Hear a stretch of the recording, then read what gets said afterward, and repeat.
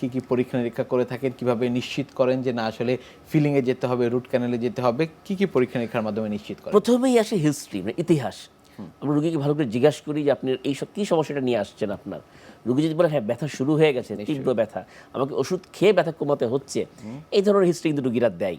তখন বুঝতে হবে যে আসলে দাঁতের সংক্রমণটি ভিতরের মজ্জায় পৌঁছে গেছে। আর যে রুগীরা শুধু বলে যে না একটু ঠান্ডা লাগছে, পানি খাওয়া বন্ধ করে দিলে এমনি ভালো হয়ে যাচ্ছে, অথবা একটু খাবার জমছে, একটু আমি খোঁচাখুচি করে ফেলে দিচ্ছি, এই ধরনের বিষয় চিন্তা করে বুঝতে হবে যে না এটা মজ্জায় যায়নি, দাঁতের উপরের শক্ত আবরণের মধ্যেই রয়েছে। তখন সেটাকে আমরা ফিলিং করে দিই। আর বেশি কনফিউশন বা বেশি দ্বিধা হলে আমরা ওটা এক্সরে করে নিই খুব সহজে।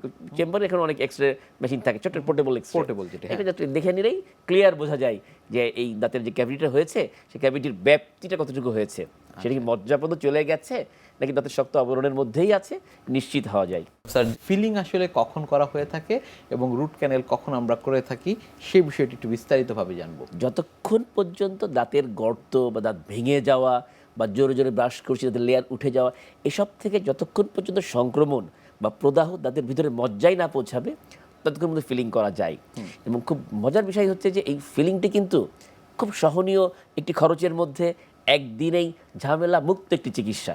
আচ্ছা, এটি করে নিলে কিন্তু দাঁত সুস্থ হয়ে যায়। ফিলিংয়ের নানা টাইপ রয়েছে, যেমন অনেক আগে থেকে ব্যবহার করা হয়ে আসতো মেটাল ফিলিং, আচ্ছা, মানে সিলভার কালারের ফিলিং। অনেকে দেখবেন যে হা করলে মুখের মধ্যে সিলভার কালারের ফিলিং দেখা যায়।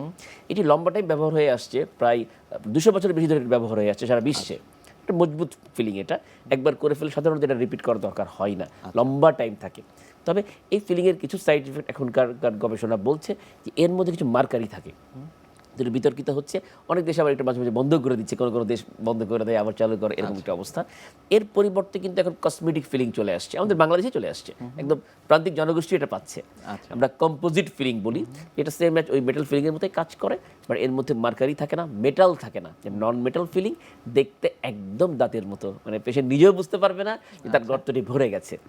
সেটাই আর কি, যে যদি রুগীরা কমপ্লেন বা অস্বস্তির শুরুতে যদি ক্লিনিকে চলে যায়, যে খাবার ঢুকছে, যেগুলো আগে বলছিলাম শিরশির করছে, চলে গেলে কিন্তু ফিলিং করে একদিনই রুগী সুস্থ হয়ে যেতে পারে। নিশ্চয়ই। সেগুলোর স্থায়িত্ব কেমন আসলে ফিলিংয়ের? ফিলিংয়ের কোন জায়গায় ফিলিংটা করছি এর উপর অনেকটাই ডিপেন্ড করে। এটা আসলে অনেক রুগীরাই বলে আমার ফিলিং সারা জীবন টিকবে কিনা। বিষয়টি এমন না। ফিলিং যদি তাদের উপরের পৃষ্ঠে হয়, মানে চর্বণে ব্যবহৃত পৃষ্ঠে হয়, যেটা আমরা খাই যে পৃষ্ঠটি দিয়ে, ওখানে যদি গর্ত হয়, ওই ফিলিংটি আশা করা যায় তার বহু সময় টিকবে, নষ্ট হয় না। কিন্তু যদি দুই দাঁতের মাঝখানে গর্ত হয়, তার মাঝখানে অনেক গর্ত হতে পারে খাবার, যে ওই ফিলিংটা একটু সেন্সিটিভ, একটু ভালো ক্লিনিকে না গেলে অনেক সময় এই ফিলিংটির স্থায়িত্ব কম হয়ে যায়। কারণ ওই ফিলিংটি দাঁতের দুইটা সার্ভিসকে ইনভলভ করে, দাঁতের মধ্যবর্তী স্পেস আবার চর্বণে ব্যবহৃত স্পেস। ওইটাকে রেডি করে ভিতরে কোনো কিছু আছে কিনা এটাকে ক্লিন করে সুন্দর করে ফিলিং করতে হয়। এবং ক্যাভিটির প্রিপারেশন বা ডাক্তারদের যে একটা বিষয় থাকে, ওটি একটু জটিল হয় এটার ক্ষেত্রে। বাট অনেক দিন লম্বা টাইম ফিলিং থাকে, অনেক লম্বা টাইম ফিলিং থাকে। ফিলিংয়ে আসলে ওরকম দেখা যায় না যে খুব সহজে ফিলিং পড়ে নষ্ট হয়ে যায়।